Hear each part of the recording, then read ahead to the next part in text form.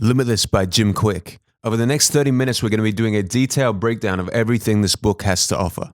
We're going to go over flow states, the top 10 brave foods to supercharge your brain, the 4 modern-day villains that are holding you back, how to find your laser focus, the 8 intelligences, unlocking your memory, and heaps more.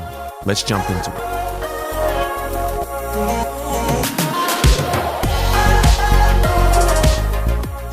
All right, so I'm super excited to be breaking down this book today.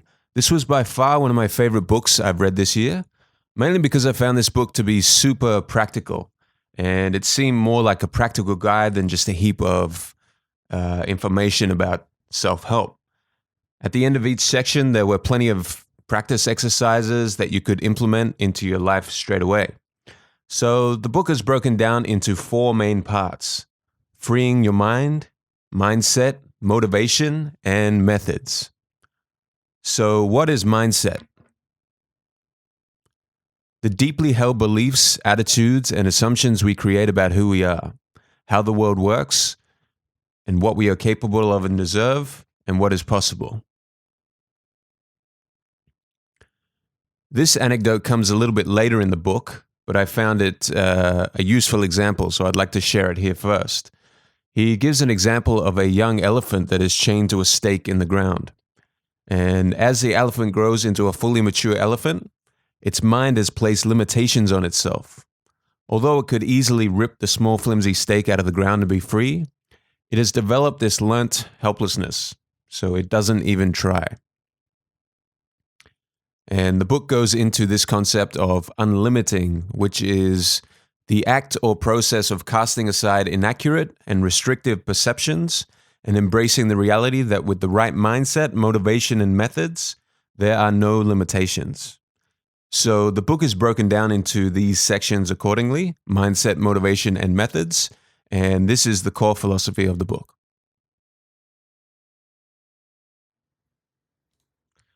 Modern-day supervillains, the 4 Ds.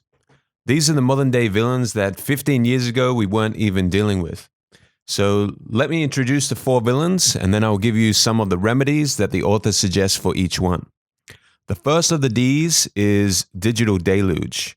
Compared to the 15th century, we now consume as much data in a single day as an average person from the 1400s would have absorbed in their entire lifetime. So that is amazing. And we are being bombarded with data. We're always switched on. We're always hooked up to the net. Humans today are consuming 3 times more than our parents in the 1960s. There's just too much information, too much neural activity going on. And all of that extra activity can have ill effects on our brains. It can lead to things like brain fog, subpar memory, and fatigue. Chances are that you guys have probably felt that body fatigue after a long period in front of a screen. The second D is digital distraction.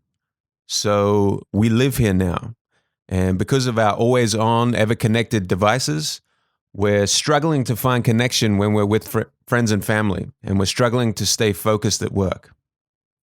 So this is where we live now. We're connected to the web in every downtime moment, waiting for the bus, waiting in a line. We need to think, what happens when this is our constant way of being? When every downtime moment is filled with shining screens and all this extra stimulus. This is leading to less social interaction with friends and family because our devices make us feel more secure, but actually we're less happy. Next, digital dementia. Neuroscientist Manfred Spitzer uses the term digital dementia to describe how overuse of digital technology results in the breakdown of cognitive abilities. He argues that short-term memory pathways will start to deteriorate from underuse if we overuse technology. In the past, we needed to remember things like people's phone numbers, street addresses, things like this. Nowadays, our short-term memories are just being underused.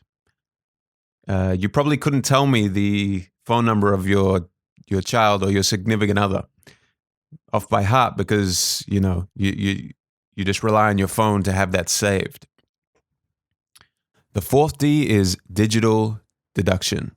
In a digital-first world where millennials obtain all their answers to problems at the click of a mouse or the swipe of a finger, The reliance on technology to solve every question confuses people's perception of their own knowledge and intelligence. And that reliance may well lead to overconfidence and poor decision making. Before the internet, we didn't have the immediate and readily available access to the opinions of others. We needed to reflect, reason, draw our own conclusions from our own insights. So if technology is doing all the deductions for us, then we will gradually be losing our ability to problem solve. And that ability to problem solve is so integral to the human experience. He also talks briefly about a 50 we also need to be careful of, which is digital depression. With the emergence of platforms like Instagram and Facebook, photo filters, Photoshop, comparison culture, these are increasingly becoming a problem in our society. People are beginning to feel unworthy. They are wanting to reach unattainable outcomes. Here are some tips that the book gives for dealing with each of these villains. For Digital Deluge, take a moment and schedule 30 minutes of white space in your calendar for this week. This is time to be spent away from technology, time dedicated to clear your mind, relax, and be creative. For Digital Distraction, go to the notification settings on your phone and turn off all unnecessary and distracting pings and dings. Do this now. For Digital Dementia, take a minute to exercise your memory. Memorize the phone number of someone you communicate with regularly. And lastly, for Digital Deduction, think about a decision you need to make. Schedule some time to work on that decision without the use of any digital devices.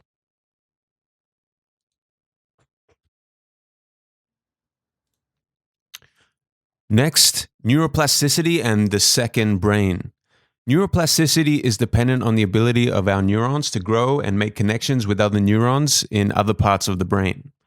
In the book, he talks about a study that was conducted on London taxi drivers, and they found more matter in the hippocampus of the taxi drivers who needed to remember streets and drive their way through the maze of London than people of similar age and intelligence. They also found that the longer that person had been driving, the larger the hippocampus was in their brain. So in short, the brain is malleable. It's able to expand and change over time, and it can change its structure to meet its cognitive load. Our second brain is the brain in our gut, or the ENS, the enteric nervous system. Scientists don't know everything there is to know about the smaller brain. However, they are beginning to understand how it can affect our mood and our behavior. Without going into too much detail, it is believed that the second brain in our gut may be able to communicate with the brain.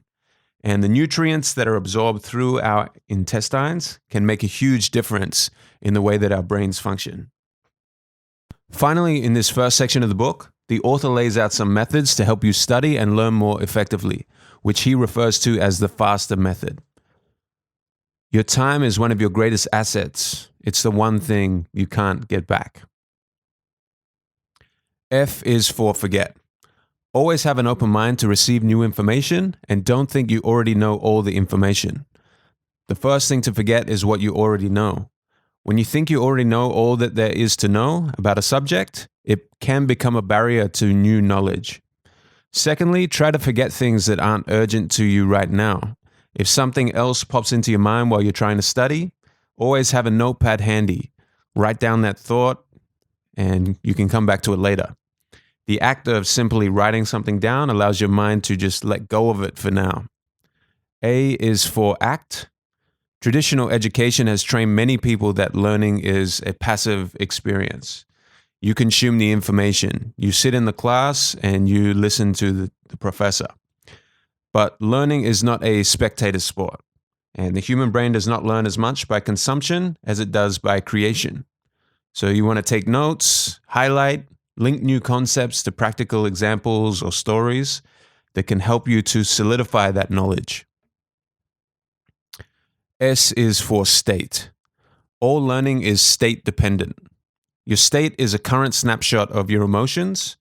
It is highly influenced by your thoughts, your psychology, and your physical condition of your body, physiology. So you might want to ask yourself, how motivated and energized are you to learn what you have to learn? What are some things you can do to change your state? Maybe change your posture, do some stretching, some breathing exercises. You can try some of these before you sit down to study. T is for teach. If you want to cut your learning curve dramatically, learn with the intention of teaching the information to someone else. E is for enter. What is the simplest and most powerful personal performance tool? Your calendar. You know, work meetings, children's events, taking the dog to the vet. People schedule things all the time, but the one thing that people don't schedule time for is time for themselves. So things like personal development, growth, study. So what you want to do is clear some time in your calendar and make sure you write it down. Lastly, R is for review. One of the best ways to reduce the effects of the forgetting curve is to actively recall what you learned with spaced repetition. And that concludes the first section of this book, Freeing Your Mind. Now, let's move on to section 2, which is Mindset the What. Types of genius. When you think of geniuses, who are the first people that come to mind? Chances are that people like Einstein, Hawking, Tesla, these are the types of people that immediately come to your mind. In the book, Jim goes over some different types of genius. So, experts differ on the number, but it is generally believed that genius expresses itself in 4 different manners. Dynamo. Humans with dynamo genius have amazing creativity and ideas. An example of such person would be William Shakespeare. Blaze genius. An extraordinary ability to connect and socialize with people. An example would be someone like Oprah. Tempo genius. An ability to see the big picture and stay on course towards a grand vision without deviating or losing interest in the cause. An example would be someone like Nelson Mandela. And lastly, we have steel genius. Humans who are great at the details. An example of someone with steel genius would be Sergey Brin of Google. The main concept here is that genius extends beyond academics. So don't limit yourself by negative self-talk like, I'm just not intelligent, I always got bad grades at college, so therefore I mustn't even be in the realm of genius. You can be a mixture of different geniuses. So have a think about what your genius is and let it free. Overcoming limiting beliefs. Before we go over the steps that he advises to overcome limiting beliefs, I think it's important to understand why positive thinking and overcoming these limiting beliefs is so important. This isn't all just pie in the sky, kumbaya, spiritual kind of stuff. You know, it's been scientifically proven that positive thinking reduces stress.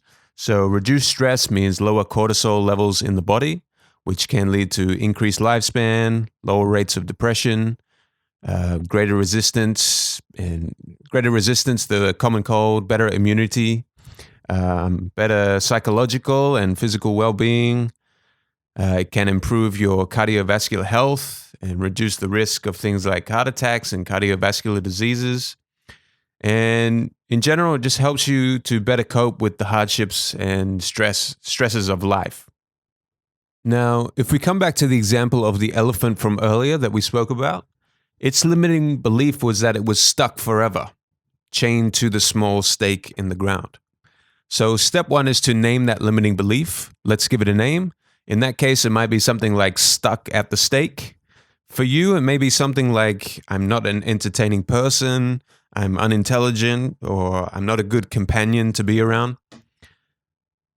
Maybe you had a socially awkward situation when you were a child or when you were growing up, and ever since then, you've had this negative self-talk.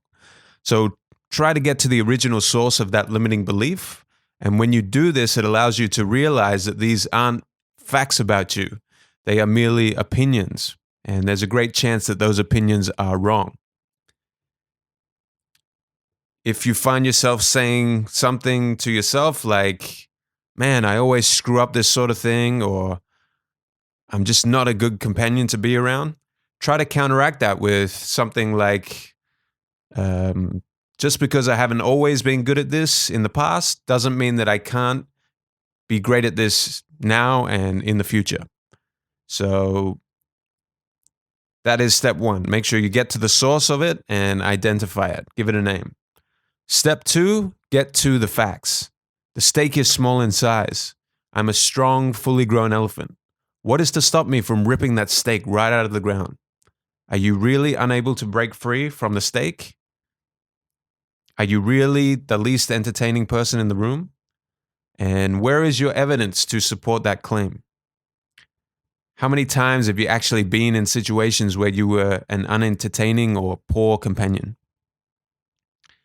And you need to be careful because small situations can happen in your past. And if you keep telling yourself something long enough, then you start to believe your own opinions.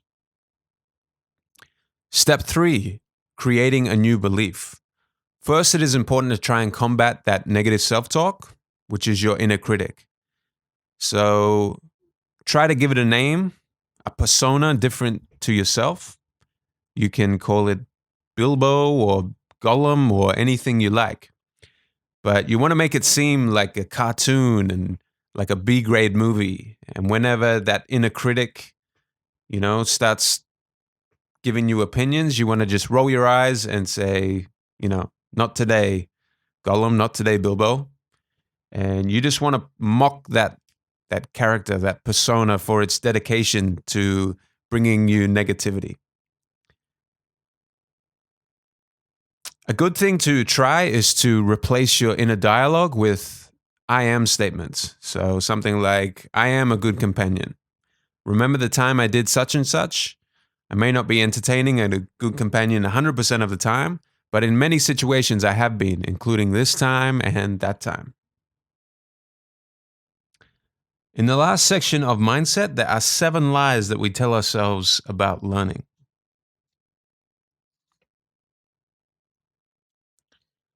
When Kwik uses the word lie throughout the book, he means limited ideas entertained. So lie number 1 is intelligence is fixed. The new belief that you want to create is that your intelligence can grow if you believe it can grow, and then you can put in the work to make it grow. Lie number 2, we only use 10% of our brains. New belief, I am learning to use my whole brain in the best way possible. Lie number 3, mistakes are failures. The new belief you want to create is that mistakes are signs that you're trying something new, and they are opportunities to learn. Life isn't about comparing yourself to anyone else. It's about comparing yourself to who you were yesterday. There's no such thing as failure, only a failure to learn. Lie number 4 is that knowledge is power. New belief, knowledge has to be acted on. Knowledge combined with action equals power. Lie number 5, learning new things is very difficult. A new belief that you can create is that when you learn how to learn, the challenge of learning new things can be fun, enjoyable, and easy. Lie number 6, the criticism of other people matters. New belief, it's not other people's job to like, respect, or love you. That's your job and your job alone. Lie number 7, genius is born. The new belief that you want to create is that genius is not born. However, it is made through deep practice.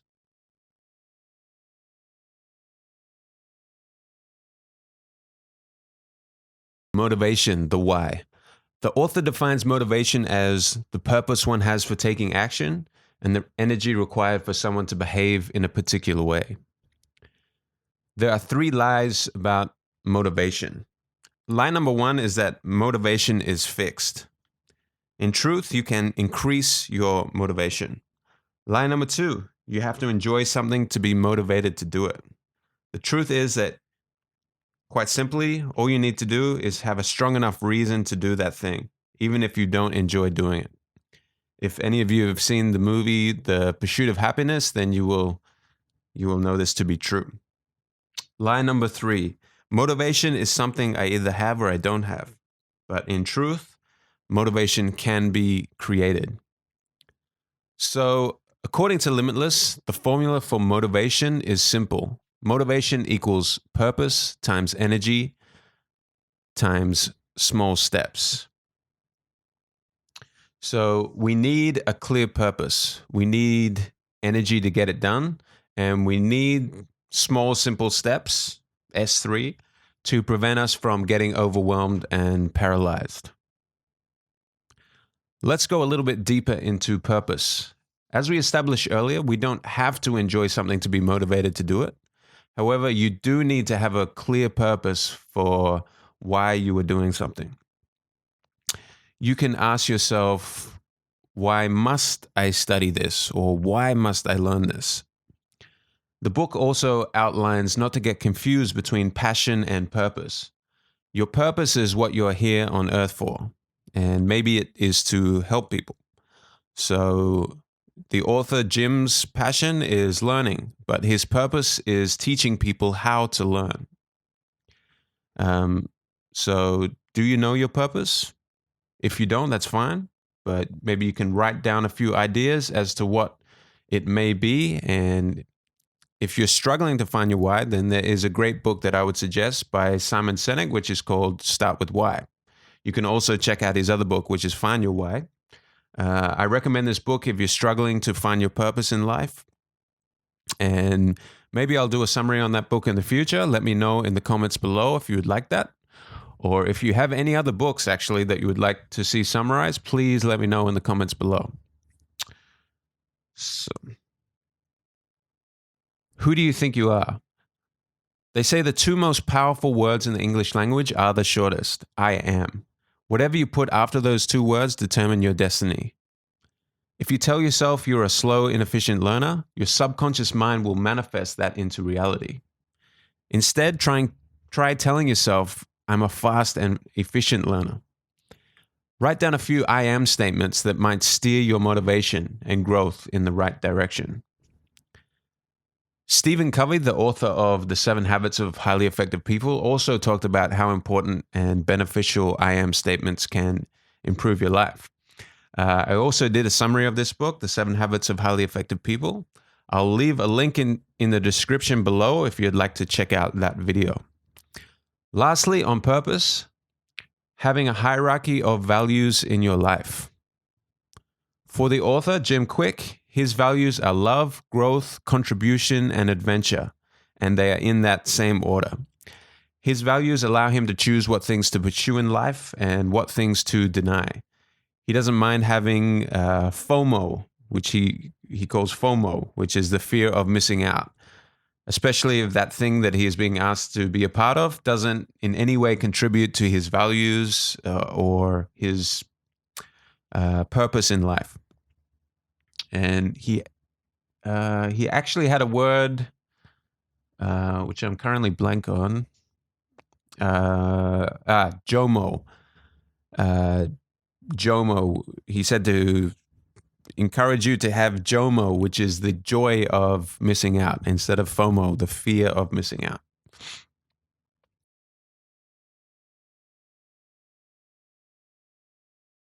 Okay, energy. There are 5 main components that can maximize your energy. Number 1 being food.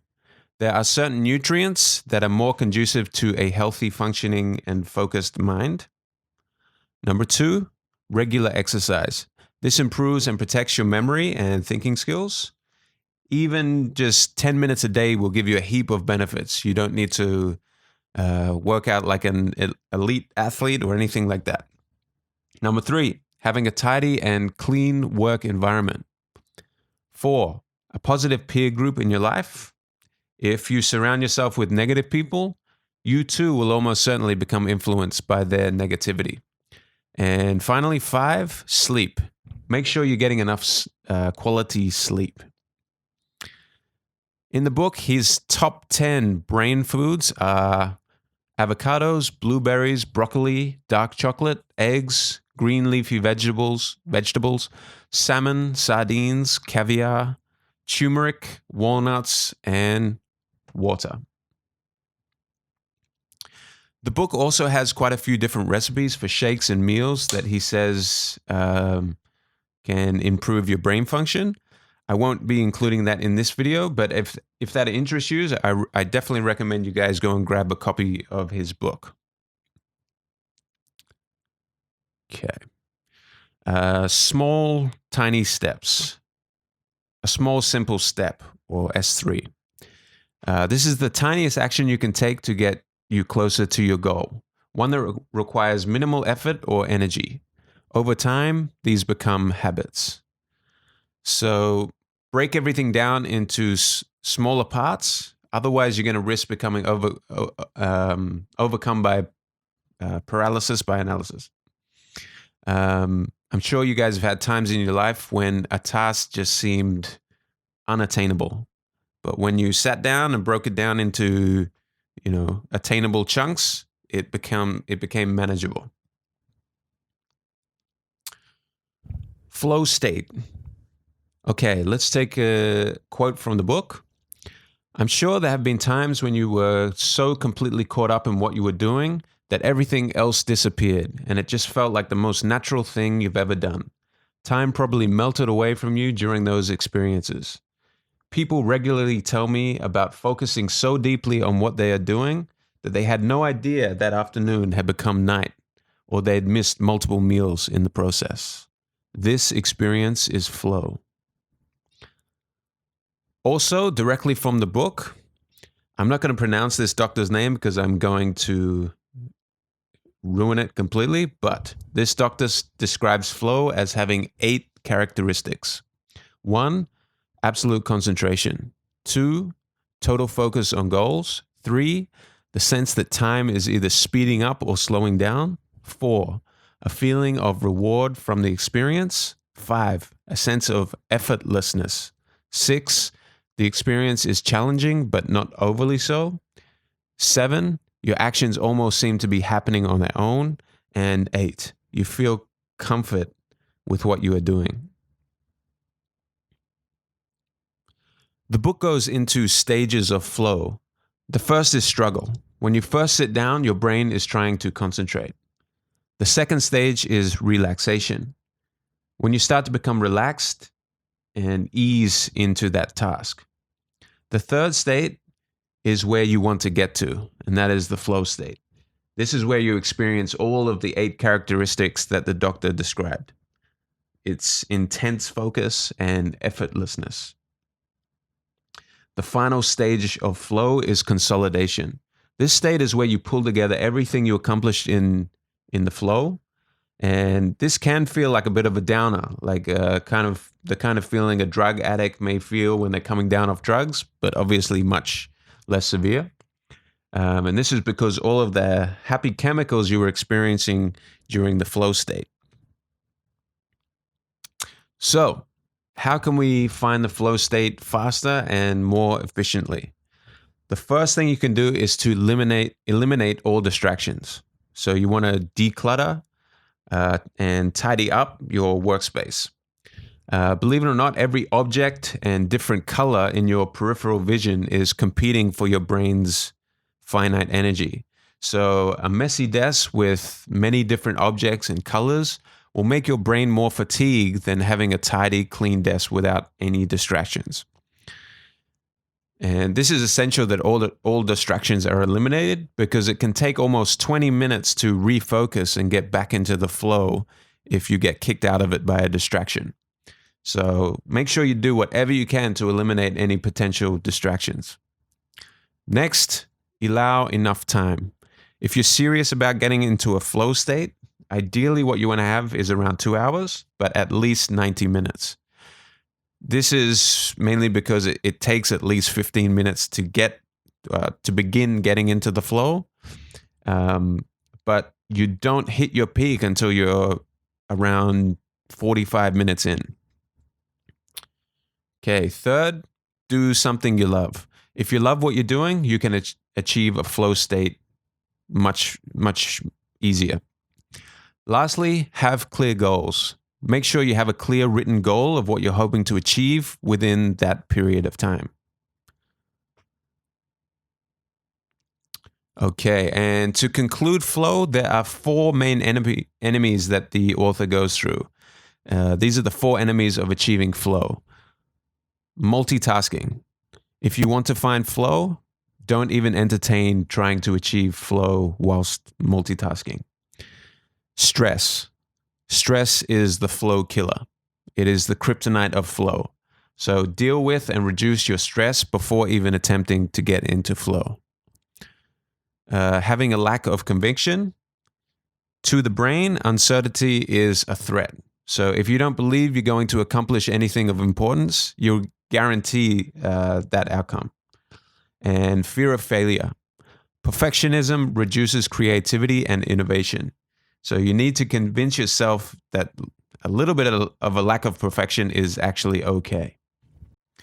Okay, so that concludes flow. And I got to say, I think this was one of my favorite parts of the book, getting into these concepts of flow and how to get into flow in a more efficient manner. I think the mistake that I was making in the past was that I just wasn't allowing enough time for myself to, ease into that flow and hit that peak. So nowadays I'm making sure that I allow at least 90 minutes for whatever I'm focusing on.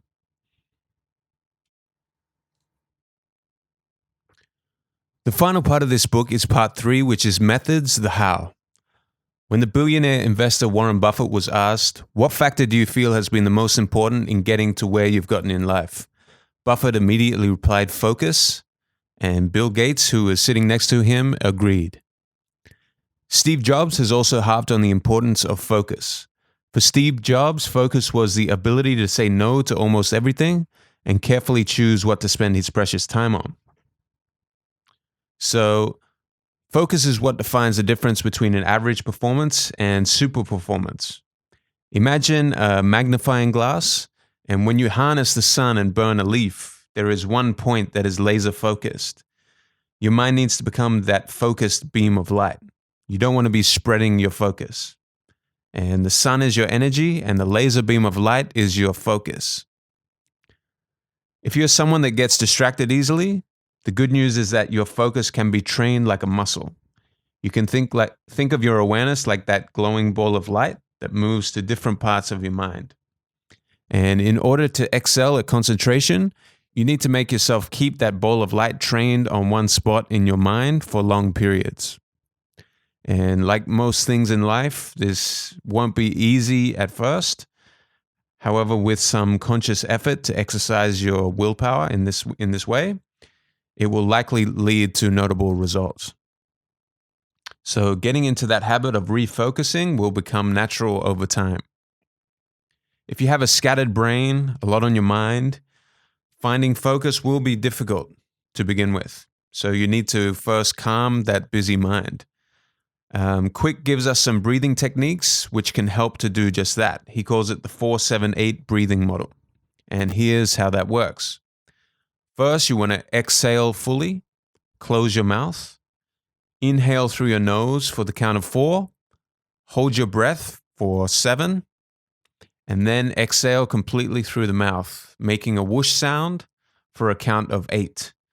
And you want to repeat that cycle 4 times. So if something is stressing you out and the breathing techniques also fail, the only thing you can do next is to confront that stress, confront that thing that is causing you stress. And lastly, schedule time in your calendar for whatever is distracting you or giving you the stress. Okay, moving on. Study.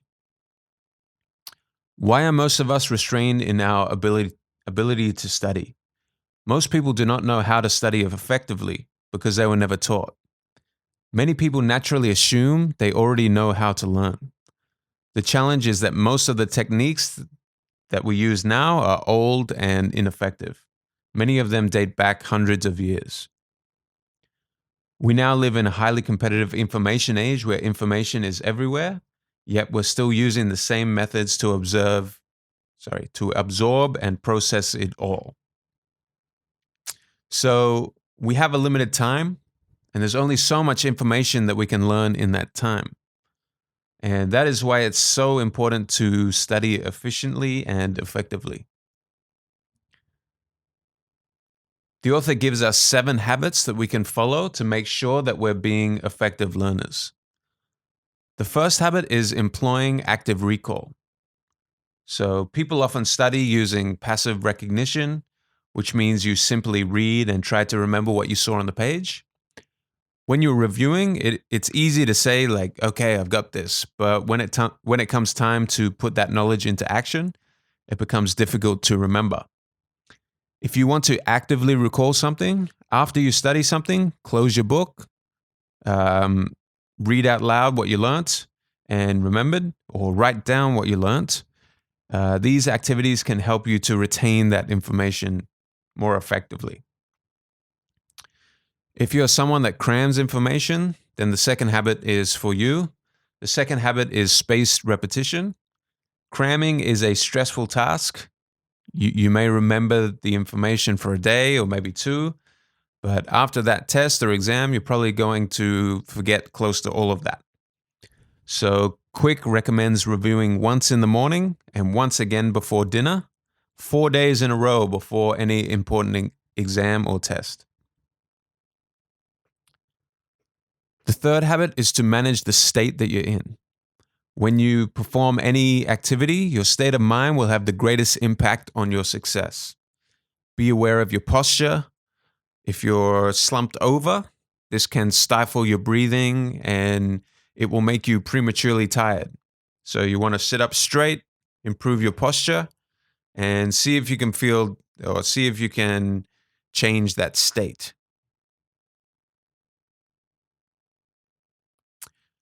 The sixth habit is to listen with your whole brain. So you want to get better at listening and actually listening to someone when they're speaking, not just waiting to reply to the person. So you want to halt yourself, actively listen. Don't think about your to-do list or what you're going to watch on Netflix tonight. Try to show that person some empathy and actually listen. The next habit is to take effective notes. Begin taking notes knowing your purpose in the first place for taking the notes. Try to use your own words wherever possible instead of transcribing word for word what the speaker said. When you do this, you're actually processing what the speaker said and not simply transcribing the information. On the left side of your notebook, what you want to do is capture the things that the speaker said, but on the right side, you want to create your own notes by answering questions like, how is this applicable? Why must I remember this? And when and where will I use this information? Okay. The next habit is to use your sense of smell. Smells are especially effective at bringing memories to the forefront of our brains. So you can put certain essential oils or perfume, cologne on your wrist while you study. And then you want to smell that same smell during the exam or during whatever it is that you need to remember to improve that memory recall. The last habit is music for the mind. So you want to use music to your advantage to shift your state. He recommends Baroque music at 50 to 80 beats per minute because it's able to stabilize the mind and help you reach deeper levels of concentration and focus. Music can help you learn vocabulary, memorize facts, and it helps you to read more effectively. So go ahead and check out some free Baroque music playlists today on YouTube or another platform. All right, moving on to memory. There are many techniques in the book for unlocking your memory. The first one is visualization. So this is the act of linking a word to an image of something. If you're trying to remember someone's name when you first hear it, you want to try and link it to a visual image. So if their last name is Baker, then you might want to imagine a baker with a big white hat. Next is to link words via association. So try to link new information to old information. If you can associate the new information with something that you're already familiar with, it will greatly improve your memory. So what comes to your mind when you think of a cherry? Perhaps red, sweet, fruit, pie, round, seeds, okay? These are words and pictures that you have learnt to link to the word cherry. So what you did was you associated something you knew to something you didn't know. at one stage in time. Next one is emotions. Adding emotions makes something more memorable. Information by itself is forgettable, but when information is combined with emotions, it can become a long-term memory. When we add emotions to something, we make it adventurous, we make it action-filled, we can make it humorous. And when we do that, we're much more likely to remember it. Lastly, you want to create a story. If you need to memorize a sequence or a long list of words, telling a story can really unlock that memory. Let's say your chemistry teacher asks you to memorize a periodic table, for example. Do you think you could do that? Maybe you could do it if you went through it over and over and over again, but this type of learning is very time-consuming and very inefficient. So instead, you could use some association, visualization, and storytelling. So maybe hydrogen. Let's make that a fire hydrant because it sounds very similar. Helium. What's something that has helium? Balloons. Okay, I can remember that. Same deal with lithium. Lithium batteries. Okay. For beryllium, we may make it some berries because they sound very familiar. Now, imagine you're standing next to a giant fire hydrant. Then you attach hundreds of balloons to the fire hydrant. The balloons somehow take the hydrant up into the sky and off the ground so that it flies high up into the sky. Suddenly, it starts raining batteries and berries. The balloons pop and the berries splatter all over the ground. So we could continue in that fashion, but I think you get the idea. You could break down each line of the periodic table into a short story, or you could break down each list that you have into a short story, and that will greatly help you to memorize the information.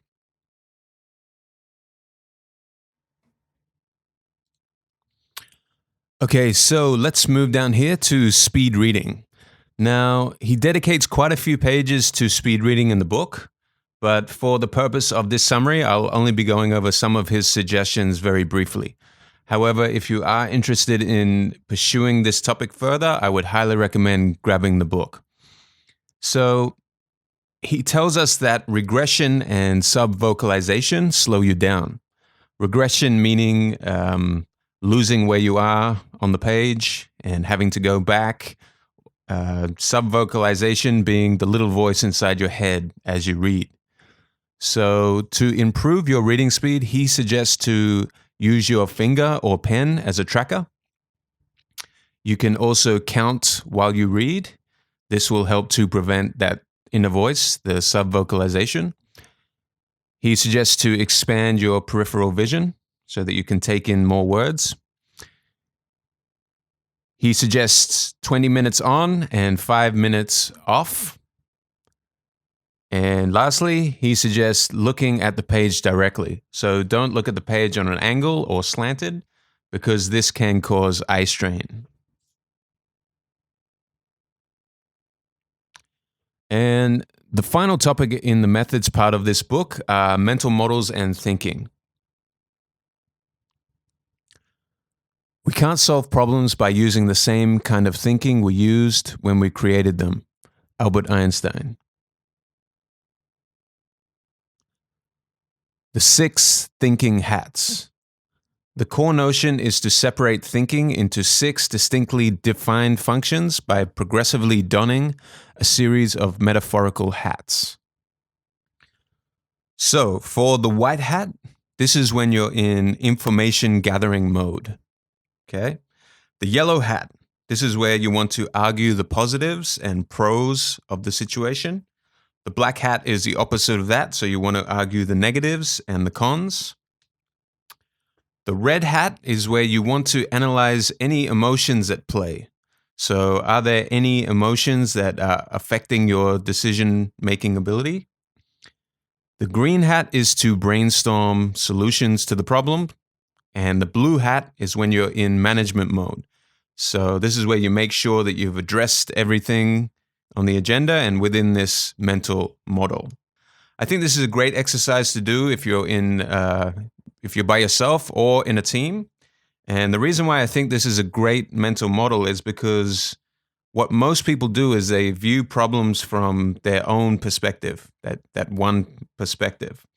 And what I think this method allows you to do is view the problem from multiple different perspectives. The 8 intelligences. Why is it important for us to have tools to help us think in different ways? Because people usually have a dominant way of using their intelligence.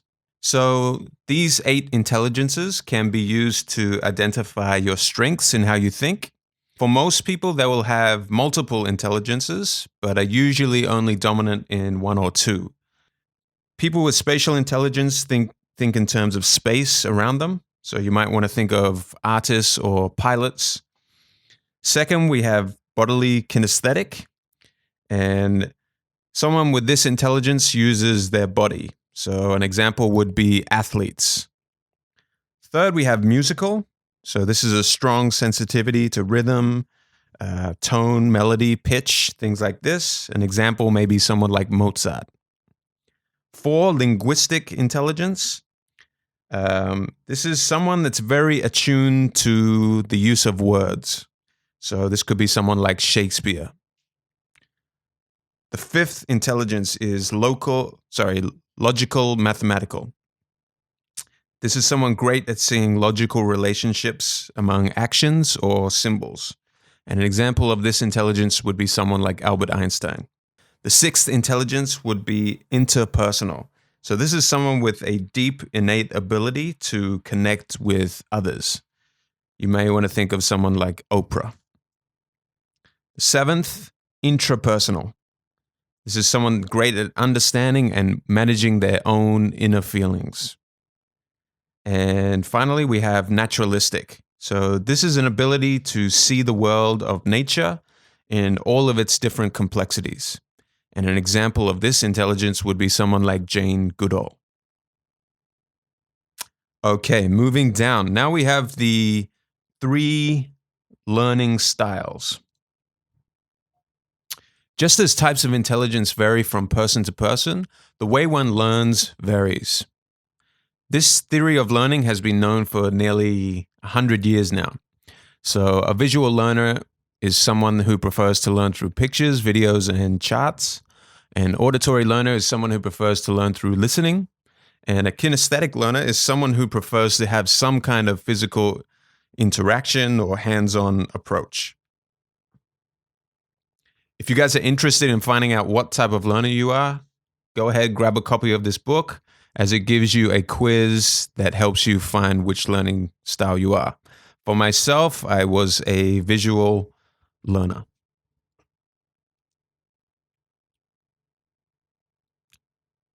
Okay, next. The 40-70 rule. Never make a decision with less than 40% of the information you're likely to get, and to gather no more than 70% of the information available. Anything less than 40% and you're just guessing.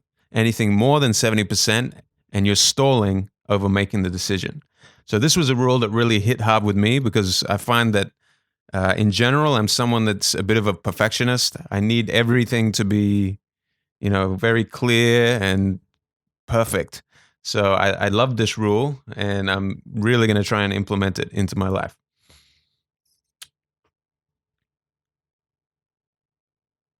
Okay, not to-do lists. So many people create to-do lists, but what happens is that these lists end up just becoming long and overwhelming.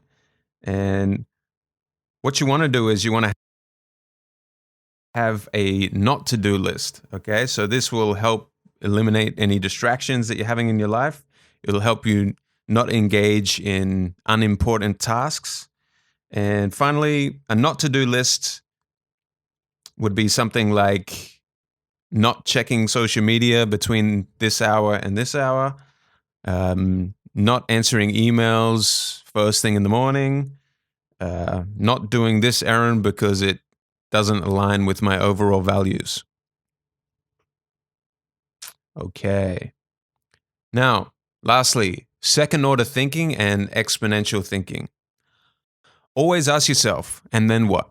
Think in increments of time. What do the consequences look in 5 days, 5 months, and 5 years? First order thinking is easy, but it's second order thinking that allows us to go deeper through time and consequences. Best of all, it allows us to see what others can't see. Now, this isn't directly from the book, but let's run through an example of ordered thinking and consequences. So, let's say you decide that you're going to buy a subscription to Netflix because everyone's using Netflix and it's a cool thing to do, so why not? So this is where most people's thinking resides, in the first order. Most people don't even get to that second order of thinking. But let's ask ourselves, and then what? Well, you're going to need to get your money's worth, right? So the average Netflix subscriber watches around 1 hour of Netflix per day. So let's say you're going to be an average Netflix subscriber and you're going to do just that. So second order thinking would tell us that we need to have around 1 hour per day to dedicate to watching. But let's go even further. Let's extrapolate this out over a longer time horizon. So in 1 week, that's 7 hours you're dedicating to Netflix. In a month, that's 30 hours. In a year, 365 hours. Okay, but let's go even further. Let's say this becomes an ingrained habit. Okay?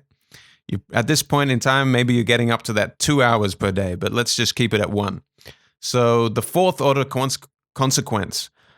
Over the next 5 years, 1,825 hours of your life have been given to Netflix. Think of what you could have accomplished if you dedicated that 1,825 hours to something productive. And that is how you can go through ordered thinking. Okay, it's an amazing mental model that you should always go through every time you're about to make a big purchase or make a big decision in your life. And finally, guys, we have exponential thinking. So the incremental mindset focuses on making something better, whilst the exponential mindset is focusing on making something different. Incremental is satisfied with 10% better. Exponential is out for 10x. So you can think of people like Jeff Bezos, Elon Musk. These are people who have that exponential thinking and are always, questioning the principles of what people say are possible or impossible. They're always trying to push the boundary. All right, so that brings us to the end of this summary, guys. We covered freeing your mind, mindset, motivation, and the methods to becoming limitless. So I hope you guys enjoyed this summary. I really enjoyed putting it together. If you did get some value out of this video, please like, comment, and subscribe to the channel because it really does help, guys. Thank you. And if you would like me to summarize a book that you're interested in, please don't hesitate. Just drop it in the comments below. Thank you so much.